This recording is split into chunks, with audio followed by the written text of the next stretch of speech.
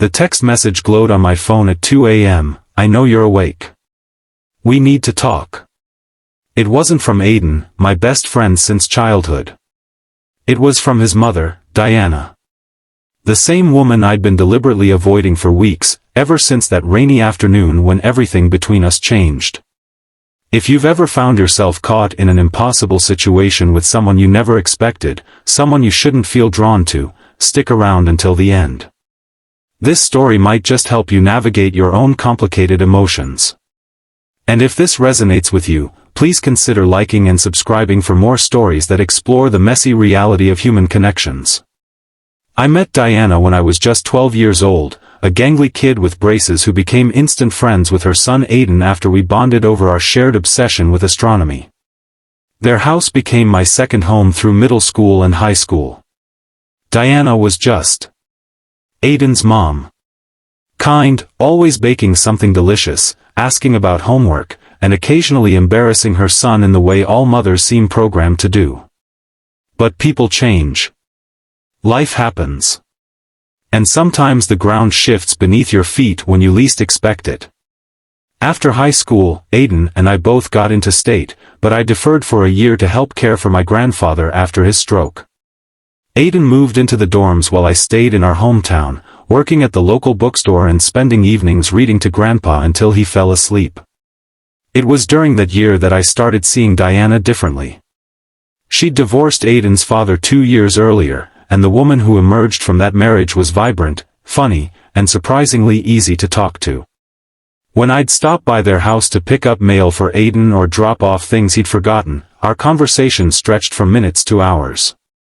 "You're the only one who still treats me like a person and not just someone's mom or someone's ex-wife," she told me one evening as we sat on her back porch, watching fireflies emerge in the summer twilight. I was 20. She was 42. The age gap yawned between us like a chasm, but something was building that neither of us acknowledged. Until that rainy afternoon in October. I'd come over to fix her leaking kitchen sink, a skill I'd picked up from Grandpa. The repair took longer than expected, and a thunderstorm rolled in while I was still there. Diana made hot chocolate and we sat at the kitchen table, laughing about the time Aiden and I had tried to build a treehouse and ended up with more splinters than actual construction. "I've missed this," she said, her eyes holding mine a beat too long. "I've missed you." The air between us changed, charged with something dangerous and electric. When her hand touched mine across the table, neither of us pulled away. "Why do I feel like this?" she whispered. "You're my son's best friend." I had no answer. Only the thundering of my heart and the knowledge that whatever was happening was wrong on so many levels. I left abruptly, mumbling excuses about Grandpa waiting for me. And then I began the avoidance, not answering texts, making sure I was never alone with her, keeping our interactions brief and surrounded by others when I couldn't avoid them entirely. But now, at 2 a.m., her message demanded a response. "I know you're awake. We need to talk." I stared at my ceiling, paralyzed by indecision. Aiden would be home from college for Thanksgiving in just 2 weeks. How could I face him if I acknowledged these feelings for his mother? How could I betray our friendship this way? But ignoring Diana was its own kind of cruelty. She deserved better than silence. I texted back, "Tomorrow. Coffee shop on Main. 10 a.m. Sleep didn't come that night. I rehearsed what I would say, how I would gently but firmly establish boundaries. I was 20 years old with my whole life ahead of me. She was a woman who deserved someone mature enough to match her life experience. And above all, there was Aiden, my best friend, the brother I never had. The coffee shop was quiet when I arrived. Diana was already there, looking both vulnerable and determined in a simple blue sweater that matched her eyes so similar to Aiden's that I felt a stab of guilt just looking at them. "You've been avoiding me," she said without preamble as I sat down. "Yes," I admitted. No point in denying the obvious. Because of what happened? Or what almost happened? I wrapped my hands around my coffee mug, drawing courage from its warmth. Because I don't trust myself around you anymore. And that terrifies me. Her expression softened. I've been thinking about this constantly. About how inappropriate it is, how many people could get hurt. Especially Aiden. The mention of his name hung between us. He can never know, I said. Not even that we had this conversation. Diana nodded, a sad smile touching her lips. I agree. But I need you to understand something. What I feel for you isn't just some midlife crisis or desperate attempt to feel young again. You see me, the real me. Not just as someone's mother or someone's ex-wife. Do you know how rare that is?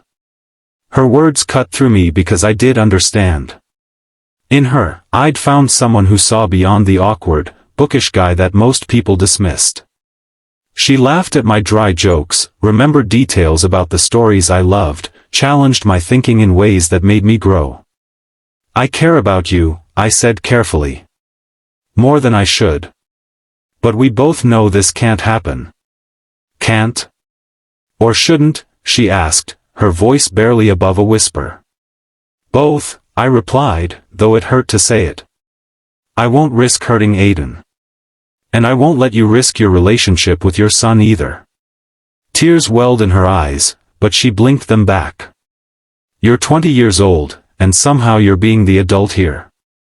I don't feel very adult, I confessed. I feel confused and torn and sad. We sat in silence for a long moment, the weight of what could never be settling between us. So what now? Diana finally asked. Now we find a way forward. As friends, but with clear boundaries. Because cutting you out of my life completely isn't an option either. She reached across the table, not to touch my hand this time, but to offer hers for a handshake. Friends, then. With boundaries. I took her hand, feeling both loss and relief. Friends. The weeks that followed were an exercise in redefinition. When Aiden came home for Thanksgiving, I was terrified the tension would be obvious, that he would somehow sense the unspoken current between his mother and me. But Diana was masterful at maintaining normalcy, and gradually, I learned to do the same. We developed an unspoken language of respect and distance. No more late-night conversations. No lingering glances. No opportunities for moments that might weaken our resolve. It wasn't perfect. There were still times when I caught her looking at me with a sadness that mirrored my own, times when our hands would accidentally brush while passing dishes at dinner, sending electricity through my veins. But we held firm to our decision. As months passed, something unexpected happened.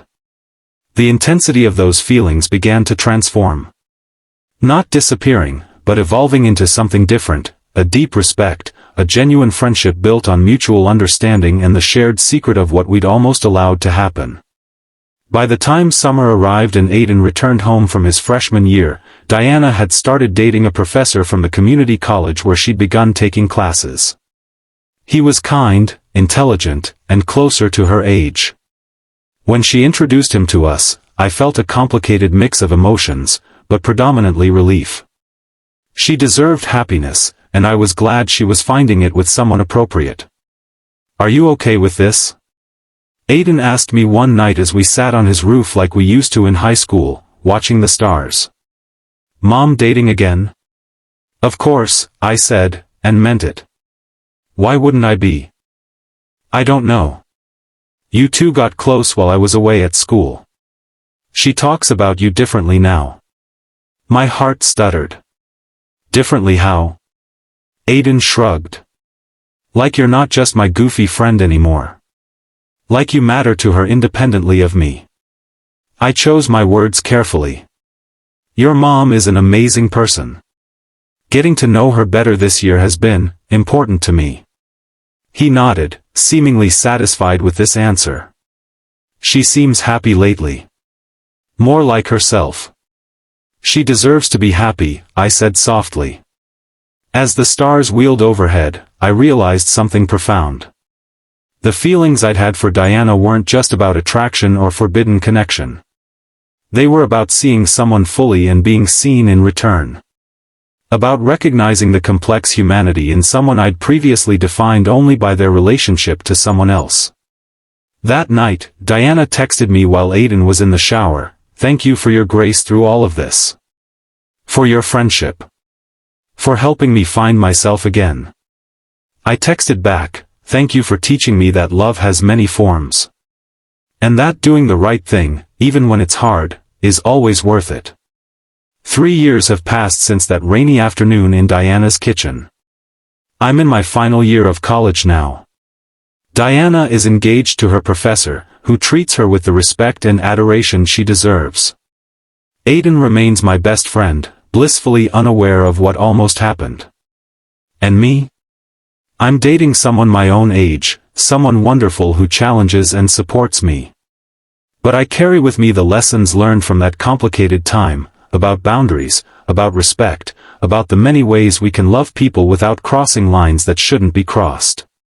Sometimes the bravest thing isn't pursuing what you want. Sometimes it's acknowledging what can never be and finding beauty in that acceptance. If you've stayed with me until the end of this story, perhaps you've faced your own impossible situation, your own forbidden feelings. Know that you're not alone. That choosing the harder right over the easier wrong doesn't make your feelings any less real or significant. It just means you valued something even more, integrity, friendship, and the complex web of relationships that define our lives. Life isn't about avoiding complicated emotions. It's about navigating them with grace and wisdom. And sometimes, the people we don't allow ourselves to love teach us the most about what love truly means.